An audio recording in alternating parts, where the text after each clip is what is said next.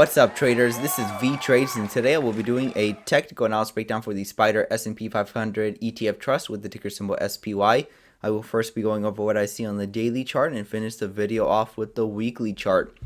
So it looks like the market continues to sell off lower and lower since last week Sunday.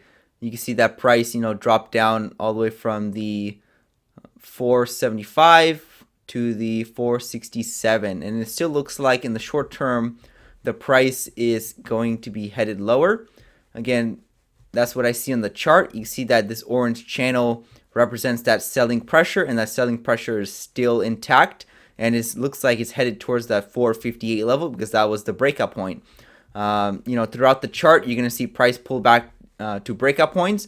Just recently, price pulled back to this breakout point. You can see how this was a very strong resistance over here, and then price went up a large amount, but eventually came back down right to that breakout point before moving up higher. And again, same thing can repeat right over here. Price pulling back down to the breakout point and then continuing higher. So at least in the short term, that's what it looks like price is doing.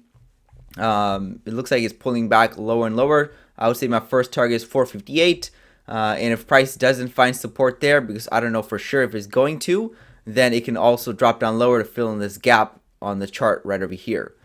So again, we don't know if it's going to find support from this level or not, or if we can even get there. As right now, it's looking like price or the shorts want to get to that level, and then we'll see if it can act as support or not. Either way, price is bearish in the very short term. Medium term, price is bullish. And then if we go even further out, price is even more bullish than that. So long-term bullish, medium-term bullish, and short-term bearish. So that's how I would look at the market in three different ways.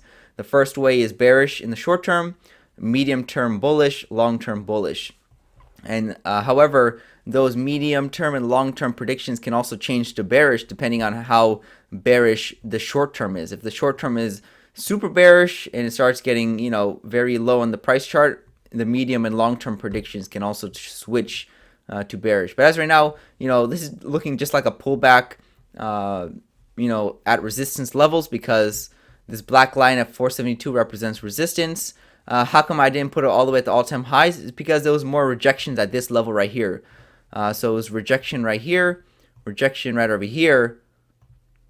Price broke out and immediately failed and got rejected when it came back up to retest that level. So there's a triple rejection at the 472, while just a single rejection, at the 478. So that's why I have the all-time highs a little bit technically lower than the actual all-time highs. So it looks like price, was able to penetrate that level briefly, but now it's failing and it's starting to sell off below that level. So again, price basically is near the all-time highs.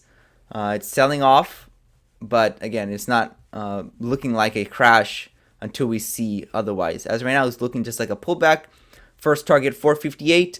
Second target would be 441, 440, depending on if we can break that 458.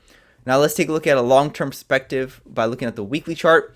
Weekly chart shows that we had so many green bars in a row. Now we finally had a red week. There's a good chance of seeing maybe another or a couple other red weeks in a row. That's typically what happens during these pullbacks. You can see there was a few red weeks at least in these pullbacks. And when the price moved up higher, there was very little to none green red weeks in a row. So again, this was a impulse higher. Now we're in a pullback formation. We could be pulling back to this EMA right over here, which is at the 450 level currently. But again, if I zoom out even further, you can see that long-term perspective is still towards the upside. That is the measure move targets. This is the first leg up right over here. This is the second leg up. Market moves in twos, or generally, and it's targeting the 613 very long term. And then in the nearer term, this is one leg up right here. This is the second leg up. This is targeting the 520, 521 level. So again, measure move targets are bullish. Prices above the EMA. Everything is still pointing to the upside. It's just that in the short term, price is finding resistance at that prior high and is pulling back because it is a little overextended. So again, that's what I see on the chart. I don't see anything crazy occurring right now. I mean, predicting a crash at this level is just extremely low probability. I just do not see that as of right now. It doesn't look likely. I'm still looking for a further upside after this pullback is over, which is going to be probably the next couple of weeks.